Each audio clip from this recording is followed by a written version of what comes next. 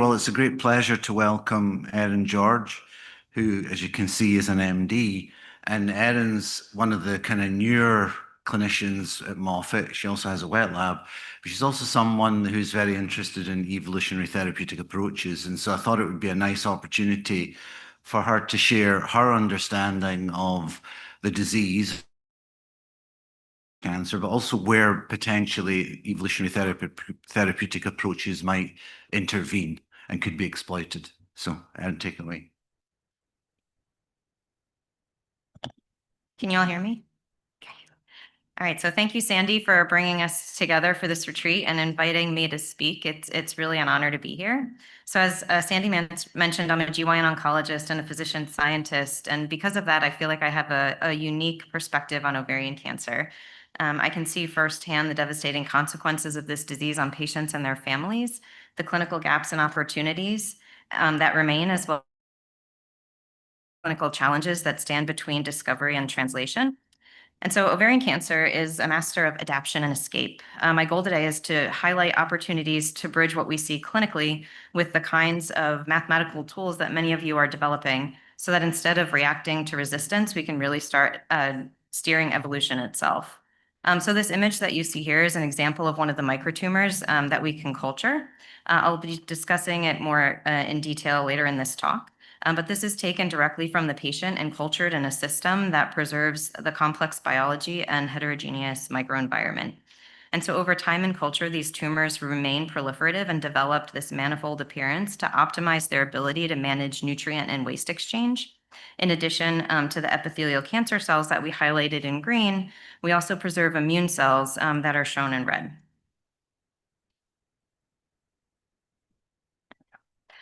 So before I begin and dive into ovarian cancer, I wanted to share something that came to mind while putting this talk together. So before kids, I used to compete in Ironman triathlons as well as ultramarathons. And so for anyone unfamiliar with an Ironman, it's a 2.4-mile swim, 112-mile bike, and a 26.2-mile run. And an ultramarathon is really anything longer than a marathon. And my distance of choice was actually a 50-mile run, although I did complete a few 100-mile runs. And so when I think about ovarian cancer and what it's going to take to truly shift paradigms and make a lasting impact on outcomes, I can't help but think of it as the ultimate endurance challenge. And so listening to all of your talks this week, I've been inspired by creative ways mathematical modeling can transform how we approach cancer care. But it also reminds me of the magnitude of what we're up against. This may not be a simple marathon. It might be the Deca Iron Ultra Triathlon.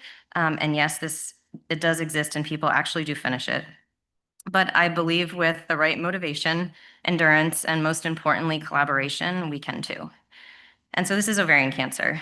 Despite everything we've learned about precision medicine, ovarian cancer still wins because it adapts faster than we treat.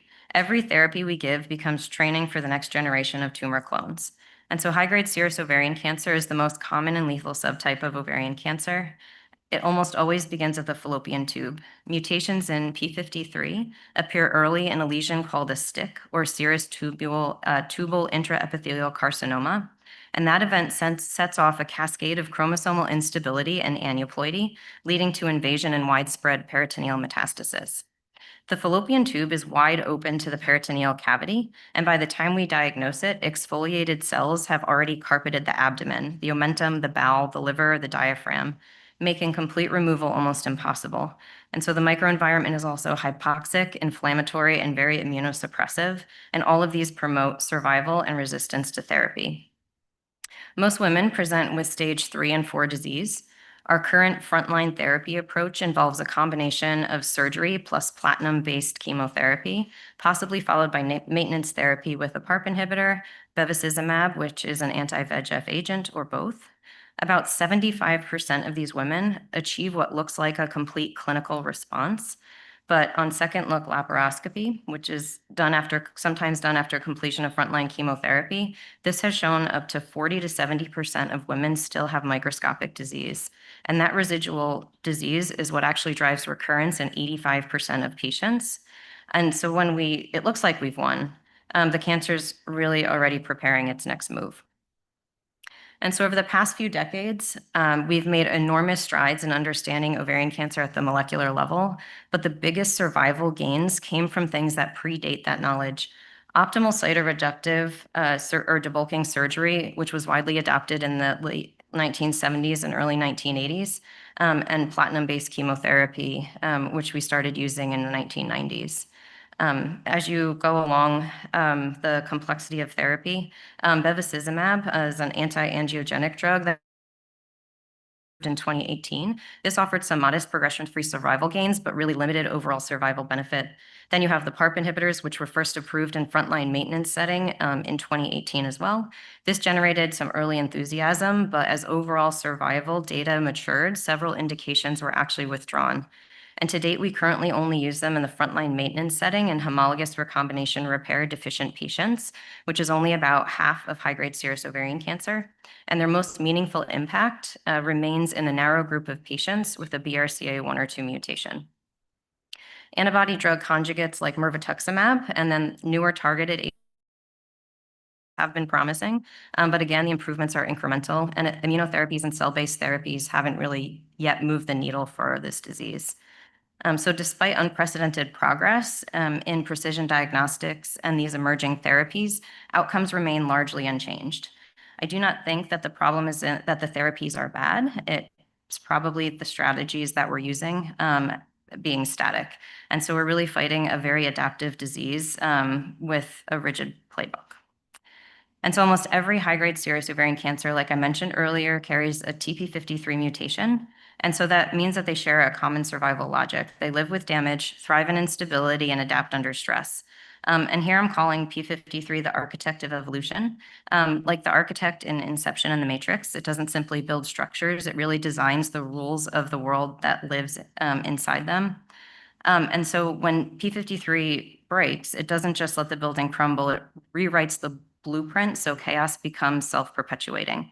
And so this mutation removes the cell's quality control checkpoint, creating a population of genetically diverse, self-tolerant cells.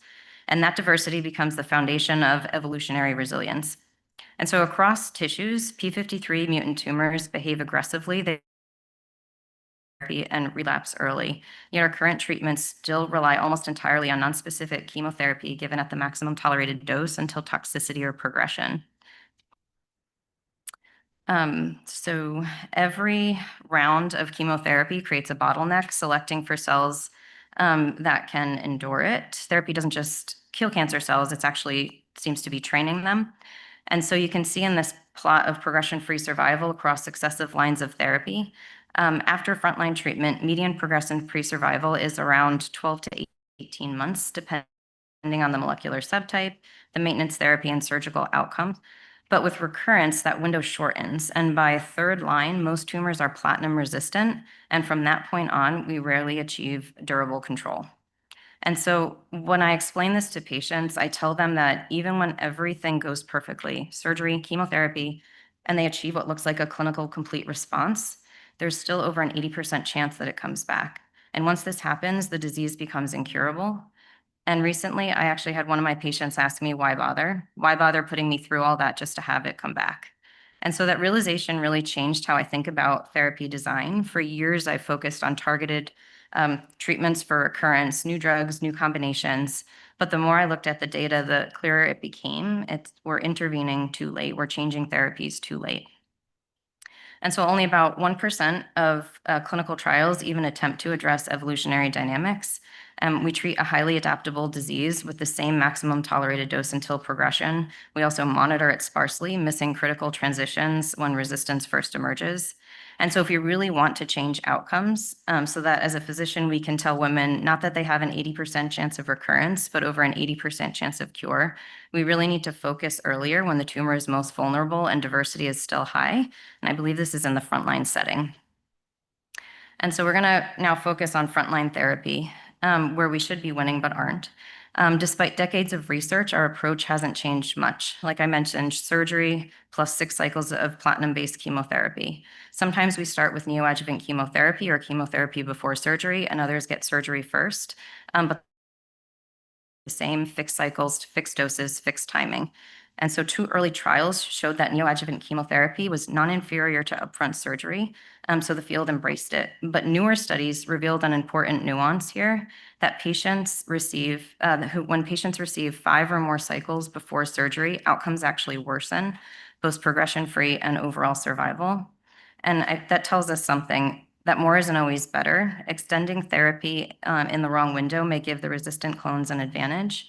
And if we think of therapy as an evolutionary pressure, each additional cycle is reshaping the population and almost always in a way that we don't want. The key question modeling can help us answer is how many cycles are enough to reduce disease without selecting for hard-to-kill clones? This is where adaptive and ideally extinctive therapy design could replace our current static approaches. And so even when everything looks perfect, clean scans, normal markers, optimal surgery, residual disease is almost hidden below detection, as I mentioned earlier. So this is a study from MD Anderson by Jaziri et al. This illustrates it beautifully. And so patients who appeared disease-free after frontline therapy underwent this second look laparoscopy, as well as ctDNA testing. 40% of these patients had microscopic residual cancer, and those patients who are shown in blue in the survival plot relapsed sooner. And then I also noticed something else here. The ctDNA actually only caught about half of those with confirmed minimal residual disease. So even one of our best blood-based biomarkers to date is actually missing some key events. And then timing matters too. Women who received neoadjuvant therapy had a higher odds of residual disease compared to those who had upfront surgery and had a clear trend towards worse overall survival. And so I think the modeling challenge here may be detection sensitivity as well as in timing and how to infer hidden populations from incomplete or noisy data. And so now we move from clinical observation to some evolutionary proof. This is a new paper by Williams et al. That was published in Nature of 2025. They tracked clonal evolution in 18 patients using a method that they developed called clone-seq SV. They started with single-cell whole genome sequencing at diagnosis to identify these structural variants or barcodes that were unique to each subclone. And then they were able to track those barcodes over time in cell-free DNA during treatment, remission, and ultimately relapse.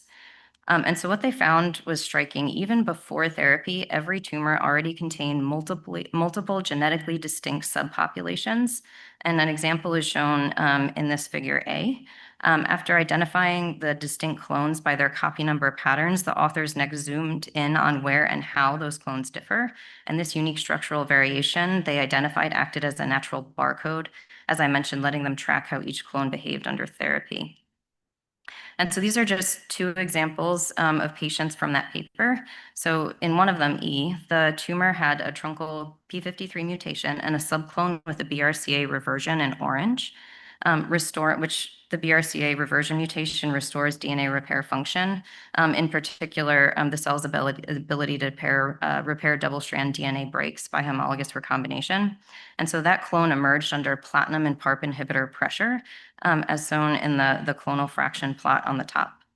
The authors also noted in their paper that the ctDNA was detected about 184 days, or the cell-free DNA was detected 184 days before clinical recurrence.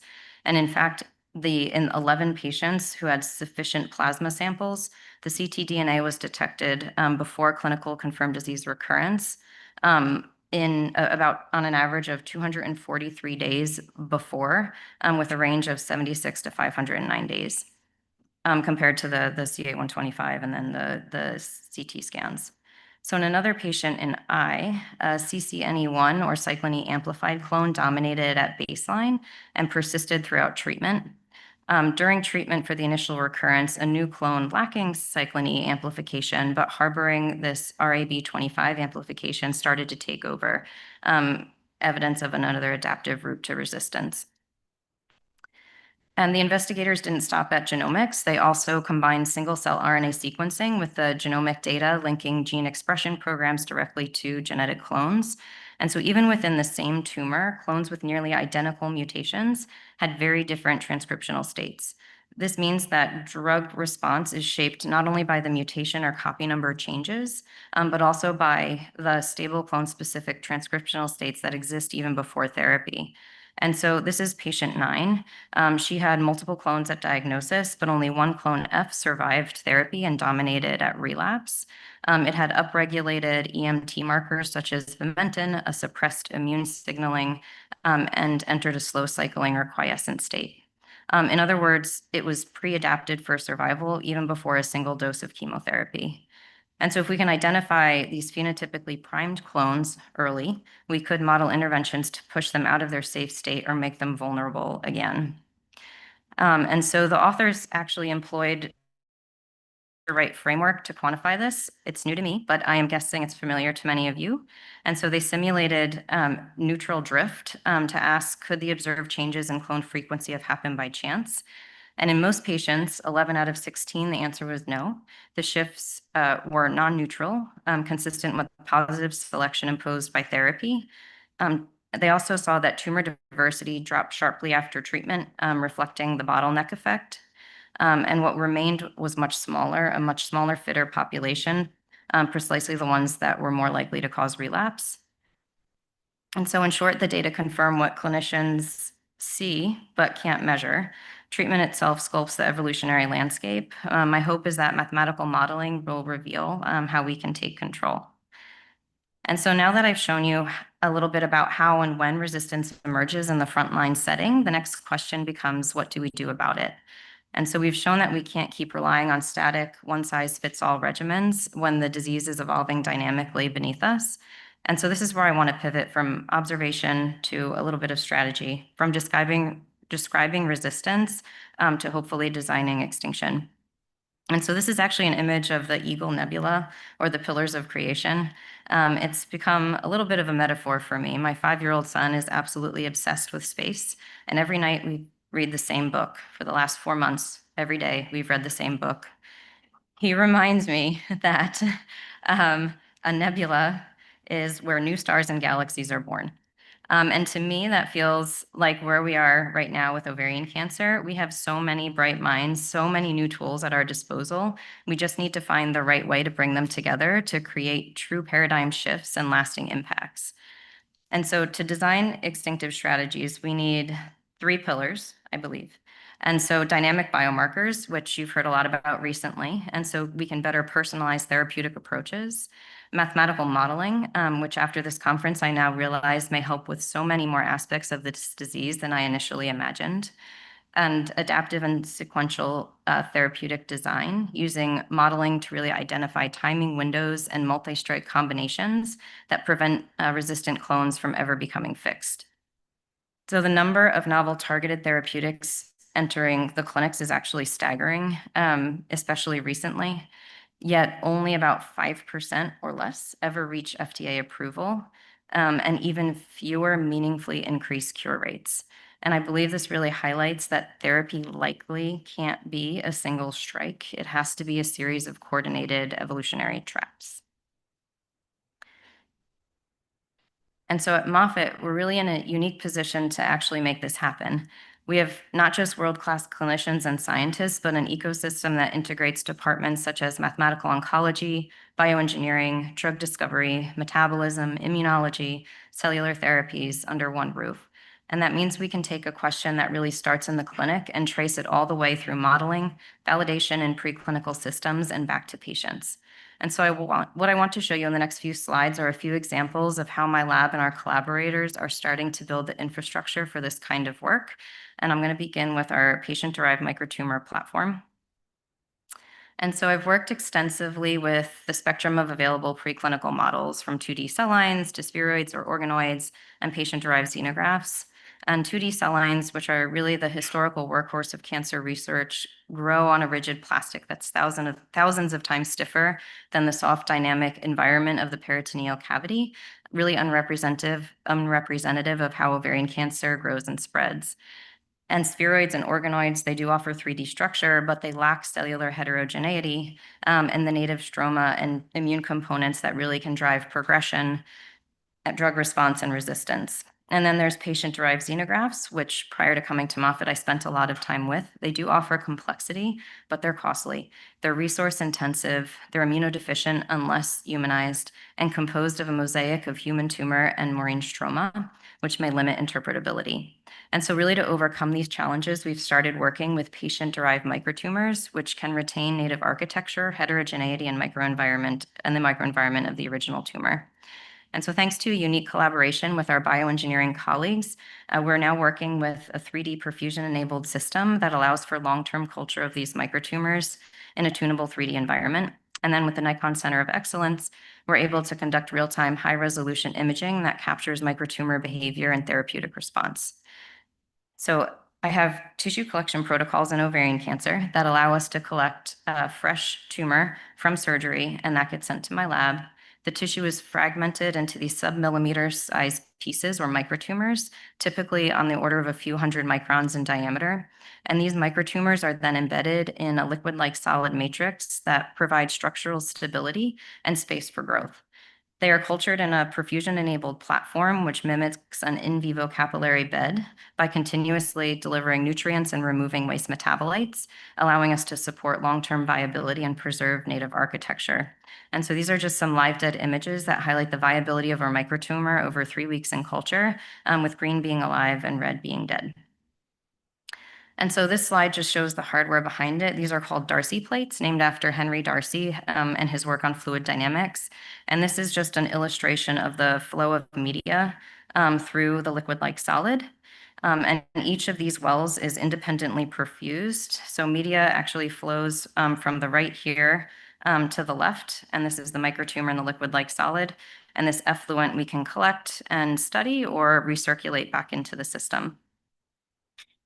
And so this is an example of one of the microtumors after 14 days in culture, and it's imaged using multiplex immunofluorescence. And you can see retention of the spatial organization of the tumor. You have epithelial ovarian cancer cells, which are labeled with Pax8 and PCK or pancytokeratin 7. There's stromal components, which are labeled with collagen as well as fomentin. And then there's infiltrating myeloid cells, which are likely monocytes or macrophages marked by CD68. We did also stain for CD3 and CD8 positive or CD8 T cells, but they were actually absent, consistent with the well-known immune depleted and cold microenvironment of ovarian cancer. All right. And so next we asked whether our patient-derived microtumors accurately reflect clinical treatment responses. And this is just one example. So this is a patient who was diagnosed with advanced high-grade serous ovarian cancer. And her baseline CT showed extensive peritoneal carcinomatosis, and that's shown in image 1. And then the omental metastasis is what's highlighted in red. And so in the plot of CA-125 over time, you can received 3 cycles of platinum-based neoadjuvant chemotherapy and then had a repeat CT scan, showed as 2, which showed a decrease in her peritoneal carcinomatosis. She then got 3 additional cycles of platinum-based chemotherapy. However, on her repeat CT scan in 3, there was actually noted to be stable disease, so minimal change in the disease that was there. And this is the point that we got her tumor from the operating room and were able to culture it in our system. And so her microtumors were subject to increasing doses of carboplatin, shown here in this viability curve. And we calculated her IC50, which was around 30 micromolar, which we're calling consistent with a platinum-resistant phenotype. And so we've done this in many patients, and across these many patients, we're consistently finding that IC50 values less than 5 micromolar align with clinical sensitivity, while IC50 values greater than 10 micromolar correlate with resistance. And so these ex vivo assays offer a powerful window into real-time functional drug response. And so the ex vivo system essentially replayed her clinical course in miniature. And that's the power of this approach. It captures resistance phenotypes in real time and lets us ask how schedule, dose, or combinations might have changed that trajectory. And so now on to therapeutics. In addition to preclinical modeling, my other area of focus is targeted therapy development, specifically with DNA damage repair and cell cycle checkpoint inhibitors. So when P53 is gone, cells lose their ability to pause and repair DNA, and that makes them hypersensitive to replication stress, but also dependent on backup checkpoints that involve target or proteins, kinases such as WEE1, ATR, and PKMYT1 for survival. And over the last decade or so, I've helped develop targeted combinations that exploit this vulnerability. For example, PARP plus ATR inhibition, WEE1 plus ATR inhibition, PKMYT1 plus ATR inhibition. And I'm not going to go into much detail about these publications, but I did want to note that we did see beautiful synergy preclinically, strong regressions across multiple models, but ultimately resistance emerged. And what I've come to realize that these aren't necessarily, hopefully not necessarily drug failures, but they're timing failures. And I believe that most of the time we're using the right agents, but in static schedules that allow adaptive repair networks to rewire. And that's why I'm now working towards a more adaptive sequential therapeutic approach for these combinations. So with Dr. Joel Brown and Dr. Janae Fox, we're building evolutionary models to inform how and when to deliver each agent to maximize efficacy. And at Moffitt, through our Department of Drug Discovery, I also have access to large-scale drug screens of more than 500 clinically relevant compounds. And one of our promising hits involves the CDC7 inhibition, a regulator of DNA replication, which is highlighted in that graph, in that figure there. And because early data actually shows that the drug timing strongly affects response. So because CDC7 inhibition intersects directly with the cell cycle, I've partnered with Dr. Sandy Anderson as well as Agatha, who presented this work in her poster here at the conference, to build a cell cycle model that predicts optimal scheduling. And so I also wanted to highlight that this cell cycle modeling collaboration actually grew out of our integrated mathematical oncology workshop team project last year. And so for those of you who are participating this year, it's a great example of how these meetings can really catalyze real sustained research. And so finally, I believe that lasting remission will ultimately depend on the immune system. And so while immunotherapy has really transformed other diseases like melanoma, lung cancer, and several of the blood malignancies, ovarian cancer has remained frustratingly resistant. Our tumor microenvironment is profoundly immunosuppressive. We have low T cell infiltration, abundant myeloid suppressor cells, and cytokines that really favor tolerance over attack. But that doesn't mean the immune system can't be harnessed. It just means we need to change the terrain before we unleash it. And so here's a CAR T cell engaging an ovarian cancer cell through folate receptor alpha, which is a surface antigen expressed in most high-grade serous ovarian cancers. Through a collaboration with Dr. Fred Locke, Dr. Greg Sawyer, and our CEO, Dr. Patrick Hu, we're building the infrastructure to test these therapies in ovarian cancer, both clinically and with our microtumor system. And so my vision is really to integrate these CAR T cell or TIL therapies into an evolutionary framework using a combination of surgery, chemotherapy, and/or targeted therapy, not just to debulk, but to recondition the tumor microenvironment to make it more permissive for immune infiltration. And so to really bring this in full circle, rewriting the rules of recurrence isn't just a metaphor, it's a necessity.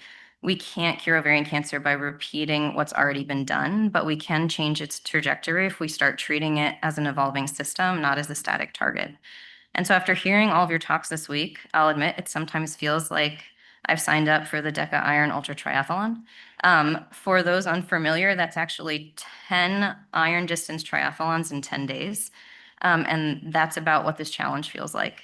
But it's not impossible. It just requires endurance, strategy, and teamwork.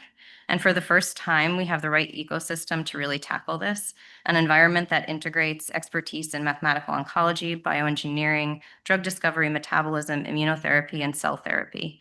And together, these approaches allow us to strike ovarian cancer from multiple different angles, not just targeting the cancer cell, but the microenvironment, the immune landscape, and even its metabolic dependencies. And so with the right data, the right models, and the right collaborations, I believe we can really transform this disease from recurrent to curable, not with a single breakthrough, but with a series of adaptive, evolutionarily informed decisions. And so I want to close by acknowledging the many people and teams who make this work possible, from the clinical and surgical teams who collect the tissue to the engineers who make our microtumor culture possible and help with the design of novel therapeutic approaches, and our mathematical modelers who help us translate biology into equations. This is really collaborative science. And Moffitt's integrated mathematical oncology program, bioengineering colleagues, partners in drug discovery, immunology, we're all part of the same ecosystem. And it's one that really allows clinicians like me to ask what if and actually find someone who can make it happen. And so we also couldn't do this without our patients who donate tissue, the Nikon Center of Excellence Imaging team, and really our philanthropic supporters. So thank you all, not just for your expertise, but for your willingness to think differently. And if you take one thing from my talk, let it be this: ovarian cancer isn't unbeatable, it's just unsolved, and together we can change that. So thank you.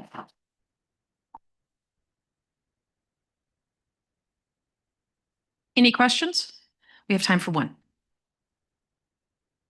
That was like so perfectly timed. I was like down to the like millisecond. Yeah. Do you have a little timer? I up? ran through this a few times. to Yeah, make sure yeah, it worked. yeah. That was clear. Yeah, Yeah, yeah, yeah, yeah. yeah. I thought that was an absolutely brilliant talk. Unique opportunities at Moffitt in particular. Mhm. So it's very exciting stuff. And Okay. to do the workshop last year and win. Yeah. I'm That's in exciting. trouble because I'm wearing the workshop shirt. Oh, you already have it? Yeah, Wow. I stole it. Oh. I'm in big, bad trouble. Sorry. Okay, well, since we're really tight on time and we're already running a few minutes late, let's chat definitely more at the break and let's move on to the next speaker, okay?